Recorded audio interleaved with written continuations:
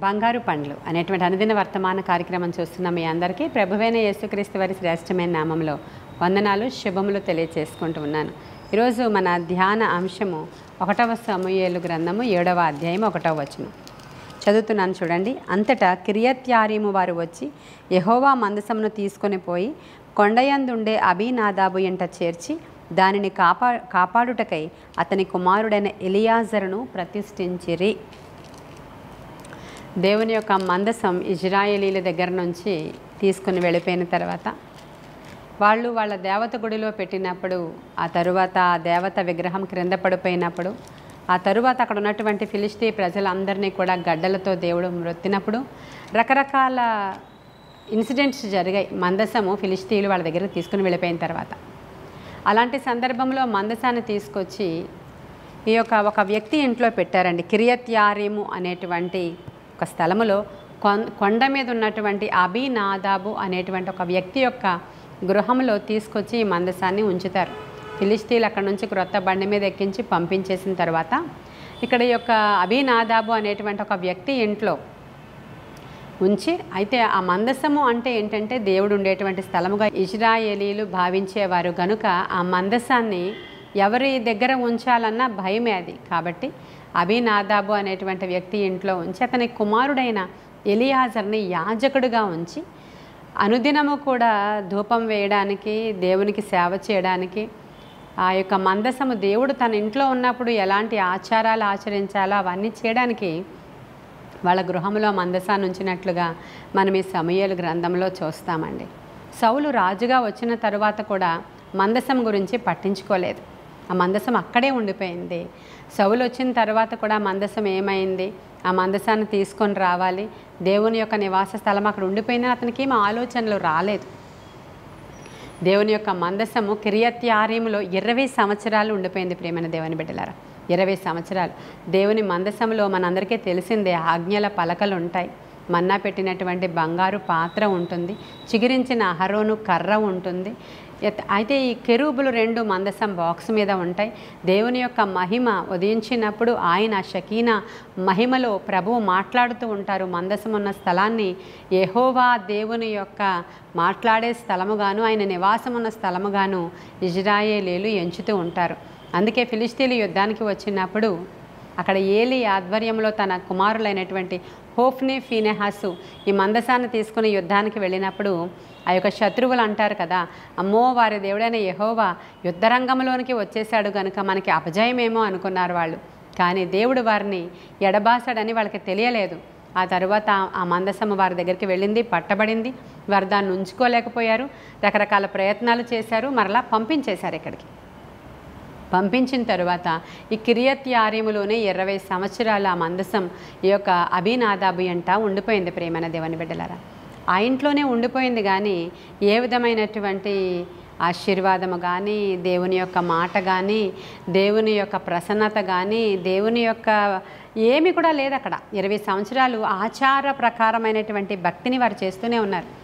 మందసం ఉన్నప్పుడు ఎలాంటి ధూపం వేయాలి, ఎలా దీపం వెలిగించాలి, ఎలా దేవునిని ప్రసన్నం చేయాలి, ఎలా పాత నిబంధన కాలంలో ఉన్నటువంటి ఆచార వ్యవహారాలు ఎలా ఉన్నాయో అవన్నీ కూడా మందసం ఉన్న ఇంటిలో మళ్ళీ మందసం ఉంది కనుక అబీనాదాబు కొడుకుని యాజకుడిగా ప్రతిష్ఠ చేసి మరీ అక్కడ ఉంచారండి. కానీ వారికి ఏ విధమైనటువంటి దేవుని యొక్క బ్లెస్సింగ్ కానీ ప్రెజెన్స్ కానీ వాళ్ళకి ఏం తెలియలేదు. తరువాత దావీదు రాజు అయిన తరువాత మందసము గురించి పట్టించుకొని దేవుని యొక్క సన్నిధి ఖచ్చితంగా దావీదు పురానికి నేను తీసుకొని రావాలని యోచన చేసి తను కూడా ఒక బండిని తయారు చేసి ఆ బండి మీద మందసం పెట్టి తీసుకుని వస్తున్న సమయంలో క్రొత్త ఎడ్లను ఆ ఎడ్ల బండిలో పెట్టి తీసుకొస్తుంటే ఆ ఎడ్ల యొక్క కాలు జారి మందసం క్రింద పడిపోబోతున్న సమయంలో ఉజ్జా అనేటువంటి వ్యక్తి చేయి చాపి మందసాన్ని పట్టుకోబోయినప్పుడు అక్కడికక్కడే అతడు ప్రాణం విడిచిన సందర్భాన్ని మనం చూస్తాం. అప్పుడు చాలా భయపడ్డారు. అమ్మో ఏదో ఎక్కడో ఒక అపశృతి, ఏదో తప్పు చేశాను నేను, ఏదో పొరపాటు జరిగిందని దావీదు గ్రహించుకొని తరువాత ఈ మందసాన్ని ఇప్పుడు తీసుకుని వెళ్ళడం ఎంతమాత్రం ఉత్తమమైన పద్ధతి కాదు, నేను ఏదో తప్పు చేశాను, ఈ మందసాన్ని తీసుకుని వెళ్ళడంలో ఏదో పొరపాటు జరిగిందని భావించి ఈ మందసాన్ని ఎక్కడ ఉంచాలి అనుకున్న సందర్భంలో గిత్తీయుడైనటువంటి ఓబేదెదోము అనేటువంటి ఒక వ్యక్తి చెప్తాడు, నా గృహంలో ఆ మందసాన్ని ఉంచమని.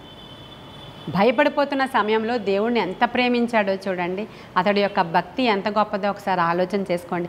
దావీదు పురాణానికి తీసుకెళ్తే ఏమైనా అవుతుందేమో అని భయపడి, ఇందులో ఏదో అపచారం చేశాం మేమని ఆయన భయపడిన సమయంలో ఓబేదెదోము తన గృహాన్ని తెరిచాడు దేవుని యొక్క మందసాన్ని అక్కడ పెట్టుకోవడానికి.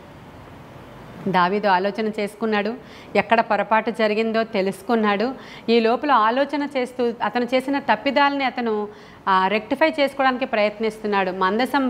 దేవుని యొక్క మందసాన్ని అన్యులు పంపించినట్లు బండ్ల మీద పంపించడం కాదు, యాజకులు భుజాల మీద పెట్టుకుని మోయాలి.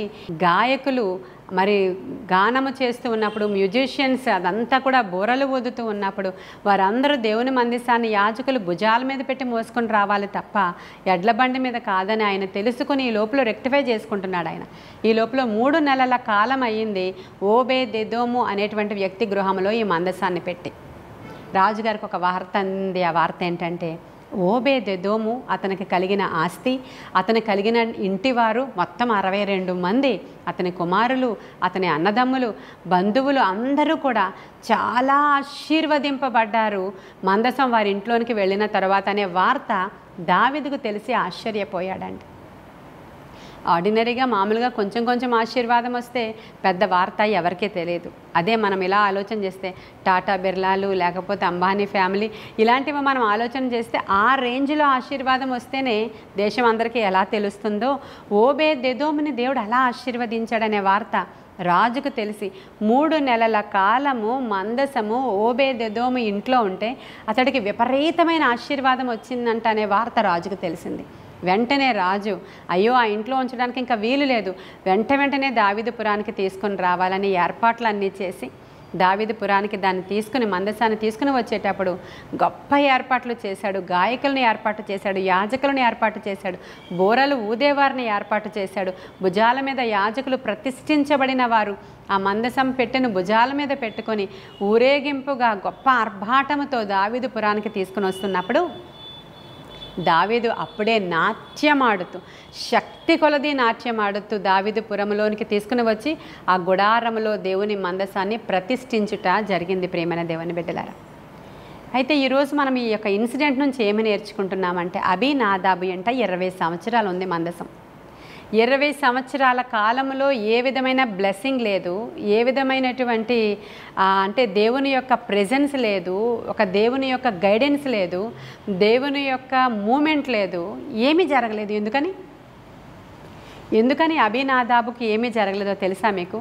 ఆచార సంబంధమైన భక్తి. మనలో చాలామంది ఆదివార క్రైస్తవులు, శుక్రవార క్రైస్తవులు, పండగ క్రైస్తవులు, ఆచార సంబంధమైన క్రైస్తవులు ఉంటారండి. వాళ్ళు ఎలా ఉంటారంటే, బైబిల్ చదువుకోవాలి, ప్రార్థన చేసుకోవాలి, ఆదివారం ఆరాధనకు వెళ్ళాలి, కానుక వేయాలి, దట్స్ ఆల్. అంతే తప్ప దినదినము దేవుని యొక్క ఆత్మతో సావాసం చేయాలి, దేవుని మాట వినాలి, వాక్యాన్ని లోపలికి పెట్టుకోవాలి, దేవుని సేవకులను ప్రేమించాలి, దేవుని సేవను ప్రేమించాలి, దేవుని మందిరాన్ని ప్రేమించాలి, దేవునిని ఆత్మదేవుడు మనకి ఆత్మయ్య ఉన్నాడు గనక మనము కూడా ఆత్మతో సత్యముతో ఆరాధించాలి తప్ప పెదవులతో కాదు అని తెలియదు వాళ్ళకి. కాబట్టి వాళ్ళ ఇంట్లో ఎన్నాళ్ళు దేవుని బైబిల్ ఉన్నా, ఎన్నాళ్ళు దేవుని మేము సొంత రక్షకుడిగా అంగీకరించామనే పేరున్నా వారు ఎలా ఉన్నవారు అలాగే ఉంటారు. ఇంకా సరికాదు, ఇంకా వాళ్ళు దేవుడిని కలిగి ఉన్నామనే పేరే కానీ వ్యర్థమైన అన్యుల ఆచారాలను కూడా వాళ్ళు ఆచరించేస్తూ ఉంటారు. ఈ యొక్క శుక్రవారం తలస్నానం చేయాలి, శుక్రవారం ఇల్లు కడుక్కోవాలి, శుక్రవారం గిన్నెలను కడుక్కోవాలి, మరి పరిచయులు శాస్త్రులు చేసినట్లు గిన్నెలకి బాప్తిస్మం ఇవ్వాలన్నట్లు ఇత్తడి గిన్నెలు తోముకోవాలి, ఇల్లంతా కడిగేసుకోవాలి, శుక్రవారం ముగ్గులు పెట్టేసుకోవాలి. ఇలాంటి ఆచారాలు పల్లెటూరులో చూస్తూ ఉంటారు మీరు. అంటే ఆచార సంబంధమైన భక్తి కాదు దేవుడు కోరుతున్నది. నీ హృదయాన్ని కడుక్కోవాలి, నీ అంతరంగాన్ని కడుక్కోవాలి. నీవు తలస్నానం చేయడము అని అంటే పైన ఉన్నటువంటి హెయిర్ అంతా షాంపూ వాష్ అని కాదండి, నీ తలలో ఉన్నటువంటి చెత్తంతా విదిలించుకోవాలని అర్థం. కాబట్టి ఆచార సంబంధమైన భక్తి చేసే అబీనాదాబుకి ఏ విధమైన ఆశీర్వాదము లేదు. ఈ యొక్క ఓబేదెదోము గాయకుడు. ప్రియమైన దేవుని బిడ్డలారా, మీకు తెలుసా ఓబేదెదోము ఆయన చాలా మంచి గాయకుడు. మీరు 1వ దినవృత్తాంతాల గ్రంథము 15వ అధ్యాయము 18వ వచనం 21వ వచనం మీరు చూడండి. రాగము ఎత్తుటకు సితారా వాయించుటకు ఆయన నియమించబడ్డాడంట. 18వ వచనంలో ఇతనే ద్వారపాలకుడగు ఓబేదెదోము అని కూడా రాయబడి ఉంటుంది మీకు. అంటే ఈయన పాటలు పాడేవాడు, ఆరాధన చేసేవాడు, దేవుణ్ణి ఆరాధించేవారు వేరే లెవెల్లో ఉంటారు ప్రియమైన దేవుని బిడ్డలారు. అది ఆత్మతో సత్యముతో ఆరాధించే ఆరాధన. ఓబేదెదోము గృహంలో ఈ మందసము వెళ్ళిన తర్వాత ఆయన ఇంకా ఏ రేంజ్లో ప్రతి వేకువన ఆరాధించేవాడో ఒకసారి మీరు ఆలోచన చేసుకోవాలి, అర్థం చేసుకోవాలి. 20 సంవత్సరాలు ఎవరింట్లో దేవుని యొక్క సన్నిధి ఉందో వారు ఏ విధంగానూ ఆశీర్వదింపబడలేదు, కానీ నూతనంగా రక్షించబడ్డారా? వారికి ఇంత కార్యం జరిగిందా? దేవుడు ఇంత కృపనిచ్చారా? దేవుడు ఇన్ని కార్యాలు చేశాడా అని మనం ఆశ్చర్యపోతాం. కొంతమంది విషయంలో కొన్ని సందర్భాలలో వాళ్ళు నిజముగా హృదయముతో దేవుణ్ణి ప్రేమించిన వారు, హృదయాంతరంగాల నుంచి దేవుణ్ణి వారు ఆరాధించేవారు. ఒక మరియ వచ్చి యేసుక్రీస్తు ప్రభువారి పాదాల దగ్గరికి వచ్చి అత్తరు బుడ్డిని పగలగొట్టి, ఆమె జీవనం అంతా దారవోస్తే ఎంత ఖరీదో అంత ఖరీదైన అత్తరు బుడ్డిని పగులగొట్టి ఆయన పాదాల మీద తల మీద పోసి ఆరాధిస్తుందంట. అది ఒక రకమైన ఆరాధన. మరి నీ ఆరాధన విధానం ఎలా ఉంది? ఆచార ప్రకారమైన భక్తి చేస్తున్నావా, లేకపోతే ఆత్మ సంబంధమైన భక్తి చేస్తున్నావా? ప్రియమైన దేవుని బిడ్డ, నీవు ఆత్మ సంబంధమైన భక్తి చేస్తే ప్రియుడా, నీవు ఆత్మలో వర్ధిల్లిన ప్రకారం అన్ని విషయాలలో వర్ధిల్లుతావనే వాగ్దానం నీకోసమే. అదే ఆచార సంబంధమైన భక్తి చేస్తే, ఆచార సంబంధమైన భక్తి చేసే శాస్త్రులు పరిచయులు ఎలా ఉండిపోయారో, పుదీనాలో సదాపోలో దశమ భాగాలు తీసుకెళ్ళిస్తున్నారు, కానీ వారి హృదయాలు మార్చబడలేదు. వారి హృదయాలలో దైవిక ప్రేమ లేదు. వారి హృదయాలలో 24 గంటలు దోషారోపణ చేసే మనస్సు. 24 గంటలు వాళ్ళు ఇలాగా వీళ్ళు అలాగా, ఆ సంఘం ఇలాగా ఈ సంఘం అలాగా, ఆ సేవకుడు ఇలాగా ఈ సేవకుడు అలాగా, అసలు స్త్రీలు పరిచర్య చేయకూడదు, వాళ్ళు ఇది చేయకూడదు, వాళ్ళేంటి పరిశుద్ధాత్మ గురించి ఇలా మాట్లాడుతున్నారు, వీళ్ళు ఇలాగా. ఇది పరిషేడి భక్తి, ఆచార సంబంధమైన భక్తి. ప్రియమైన దేవుని బిడ్డలారా, నీవు ఆత్మలో వర్ధిల్లుచున్నావా? పరిశుద్ధాత్మ శక్తి ద్వారా నడిచినప్పుడు దేవుణ్ణి ఆరాధించేటువంటి లెవెల్స్ వేరే విధానంలో ఉంటాయి. నీవు ఆత్మతో సత్యముతో దేవుణ్ణి ఆరాధించినప్పుడు నిశ్చయముగా గొప్ప కార్యాలు చూస్తావు. ఆ యొక్క అత్తరు బుడ్డి పట్టుకుని వచ్చినటువంటి మరియ విషయంలో దేవుడు ఏమని చెప్తున్నాడో తెలుసు కదా మీకు. యోధా అక్కడ ఉన్నటువంటి వాళ్ళు అంటున్నారు, ఎందుకు అలా డబ్బులు వేస్ట్ చేస్తావు? పేదలకు ఇవ్వచ్చు కదా అది అమ్మి, ఇక్కడ పగలు కొడితే ఏమొచ్చింది నీకు? అంత కాస్ట్లీది తేవాలా? నీకు చాలా గర్వం అన్నట్లు మాట్లాడుతూ ఉన్నప్పుడు ప్రభువు అన్నారు, ఈమె చేసింది జ్ఞాపకార్థముగా మిగిలిపోతుంది. నా విషయంలో ఈమె చేసిన కార్యం చాలా మంచిది అన్నాడు ఆయన. హల్లెలూయా. ఆమె నా విషయంలో చేసిన కార్యం మొత్తం భూమి అంతటా కూడా ప్రకటించబడుతుంది. ఇది చాలా మంచి కార్యం అని ఎందుకన్నారంటే ఆయన ఆమె ఆత్మతో ఆరాధించి ప్రభువుని స్తుతించింది గనుక ఆమె నిజముగా కొనియాడబడింది. ఆమెకి మొదటి దర్శనం కలిగింది, అద్భుతమైన సువార్త ప్రకటించింది. ప్రభువు ఆమెనే దర్శించారు మొట్టమొదటగా. ఆశ్చర్య కార్యాలు జరిగాయి ప్రియమైన దేవుని బిడ్డలారా. హెచ్చించబడింది ఆమె. కాబట్టి ఈరోజు మీ భక్తి ఎలా ఉందో ఒకసారి పరిశీలన చేసుకుంటారా? శాస్త్రులు పరిచయులు చేసే భక్తి లాంటిది చేయకండి దయచేసి. ఆచార వ్యవహారాల్లో ఏమీ లేదండి. మా సంఘములో ఇంతే, మా కట్టుబాట్లు ఇంతే, మా పాటల పుస్తకం ఇంతే, మా కీర్తనల పుస్తకం ఇంతే, అమ్మో మా యొక్క ఏమంటారు శ్రమదినాల్లో మా ఆచారం ఇంతే. ఇదంతా కాదండి. అన్నీ చేయండి, మంచిదే. కానీ దాంతో ప్రకారం ఆత్మతో సత్యముతో ప్రభువుని ఆరాధిస్తే ఓబేదెదోముకు కలిగిన ఆశీర్వాదం నీకు నాకు కూడా దేవుడు ఇవ్వడానికి సిద్ధంగా ఉన్నాడు. కాబట్టి మీరు ఈ విధముగా మీ భక్తిని రెన్యూల్ చేసుకుంటారని, దేవుని యొక్క ఆత్మలో మీరు ఎదుగుతారని, ఈరోజే దేవుని మందసాన్ని మీ ఇంట్లోనికి ఆహ్వానిస్తారని. మందసం అంటే మరేమీ కాదు, కానీ 2-3 దేవుని నామం పేరట మీరు కూర్చొని ప్రార్థన చేసే స్థలమే. అక్కడ ఆయన మందసం దిగి వచ్చే స్థలం ప్రియమైన దేవుని బిడ్డలారా. ఆ ప్రార్థనా గదిని మీరు ఏర్పాటు చేసుకోండి, ప్రార్థనా స్థలాన్ని ఏర్పాటు చేసుకోండి. ప్రతిదినము కుటుంబ ప్రార్థన చేసి బలిపీఠాన్ని కట్టుకోండి. దేవుడు గొప్ప కార్యాలు మీ ఇంట్లో చేస్తాడు. కొన్ని మాటలు దేవుడు మన వెనుకడిలో దీవించునుగాక. ఆమేన్. ప్రార్థన చేసుకుందామా? మహాపరిశుద్ధుడైన తండ్రి, మహోన్నతుడైన దేవా, నీకు వందనాలు. సర్వాంతర్యామి మీకు వందనాలు. సర్వశక్తిమంతుడానికి వందనాలు. నీ బలమైన కార్యాలు బిడ్డల జీవితాల్లో జరిగించండి. వారి గృహాలలో ప్రతి గృహంలోనికి కూడా నీ మందసము నీ బలిపీఠము ఉండులాగున సహాయం చేయండి. ఆచార సంబంధమైన భక్తి చేయకుండా ఆత్మ సంబంధమైన భక్తి చేసేవారుగా ప్రతివారు నాయన నూతనముగా ఆశీర్వదింపబడడానికి సహాయం చేయమని నీ కృపలో బిడ్డలందరినీ దీవించండి. వారి అవసరతలు తీర్చండి.